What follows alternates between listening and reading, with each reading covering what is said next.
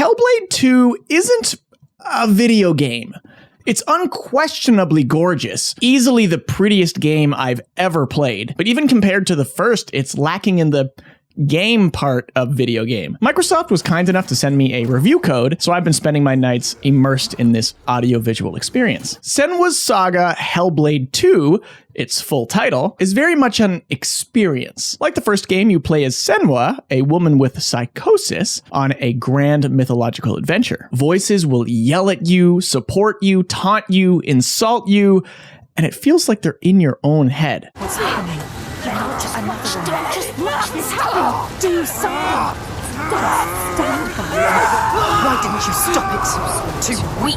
Headphones are an absolute must, and the game says that. At the beginning of the first game, I found the many voices to be jarring and distracting, but now that I'm used to it, it barely feels different than regular audio. Senua's voices seem more confident this time around, and less chatty. The voices certainly take a backseat to the cast of many other characters you'll meet along the way on your narrative train. This is where Hellblade 2 will lose some people. The game is nearly completely on rails. You're pushed through chasms and caves, across beaches and plains, occasionally fighting enemies and occasionally solving puzzles. Both the combat and the puzzle mechanics come as an afterthought to the visuals and storytelling. One major encounter early on is cool as hell. Bassy throat singing intensifies the clashing of swords, punctuated by bursts of fiery light. Other characters will stumble into the battle only to be taken down by your menacing foe. It feels visceral.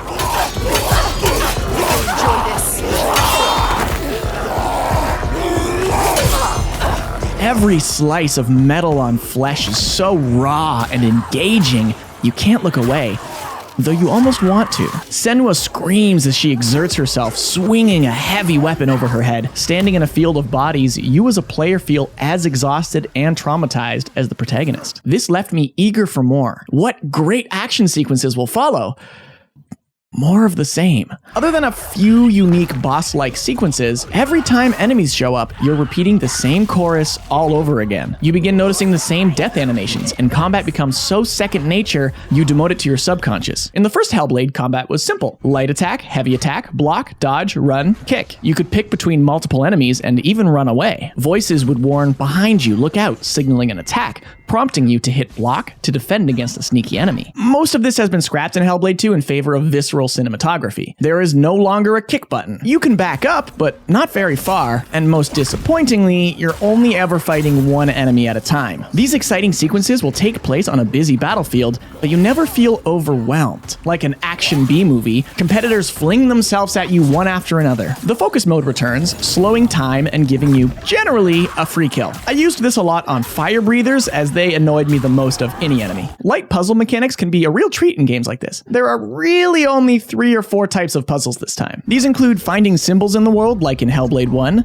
progressing through the darkness by keeping your torch alight, and changing the environment by staring at these alien-like floating orbs. I absolutely breezed through these and was left wanting more of a challenge. The puzzles weren't inherently difficult in the first game, but they at least gave you some margin for error with maze-like sequences that forced you to backtrack and think again. This time around, every solution was merely steps away, making these puzzles feel more like roadblocks than fun diversions. I only died 3 times, and mostly just due to silly mistakes. I think fondly about the fire section in Hellblade 1, where you race the clock to escape the flames as Senua coughs and sputters and voices panic in your ears. This caused me to die 4 times just from being overwhelmed. Collectibles are back again, taking the same shape as before. Hidden faces and lore totems. You have to stand within a few meters of the totem to continue listening, which felt like an unnecessary stoppage to gameplay. I just didn't care enough about what they had to say. They're very whimsical and external. Without hooks in me, I opted to generally just ignore them and only collect them for the novelty. They are more shrouded too, rather than glowing in your face. Because of the immersive on-rails formula, I sometimes forgot I could even take a side path, which nearly always led to a totem. Leading me to a silly video game gripe. Senua, just jump over that rock. What you're looking for is right there. Lift your leg, climb over. To the game's credit, I was so immersed at times that following video game logic bothered me. No, you have to stay on this dirt path and remove the rocks by magic rather than hopping over them. It's not like Senua climbed a small rocky cliff face, bruised and battered in a rainstorm.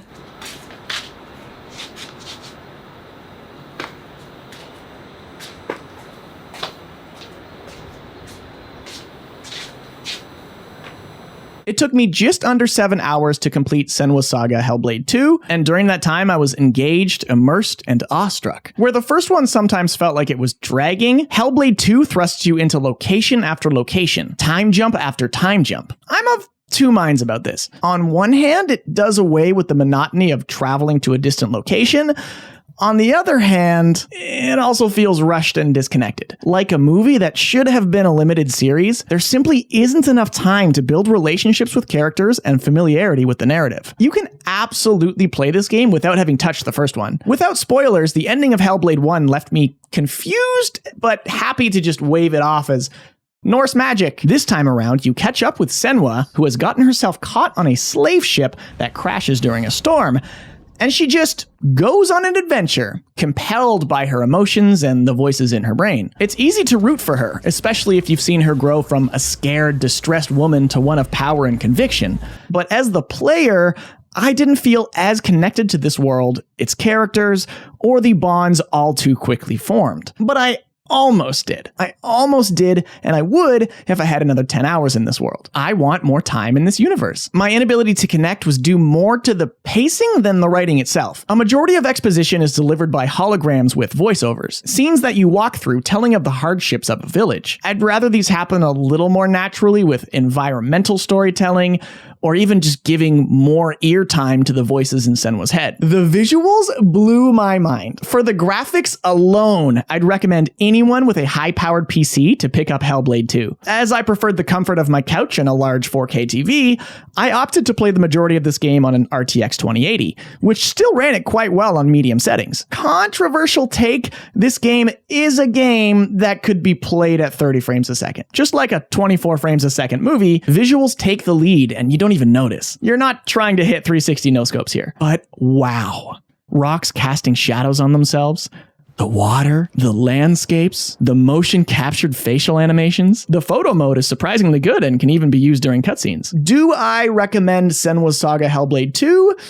Sort of. If you're not into walking sims, then this game won't do it for you. I stress that the gameplay is barely present, less so than the original. I don't think this is a bad thing. It makes for an enthralling piece of digital art, but those looking for an action-adventure game akin to God of War will be left itching for something else. For the first third of this game, I wanted everyone to play it. It's beautiful, visceral, and exciting. As the game went on, I yearned for an escalation that never came. Will I play Hellblade 3? Yes. I just hope they give me more agency next time around. I've been Greenskull. Still am, I guess. Thanks for watching. Later.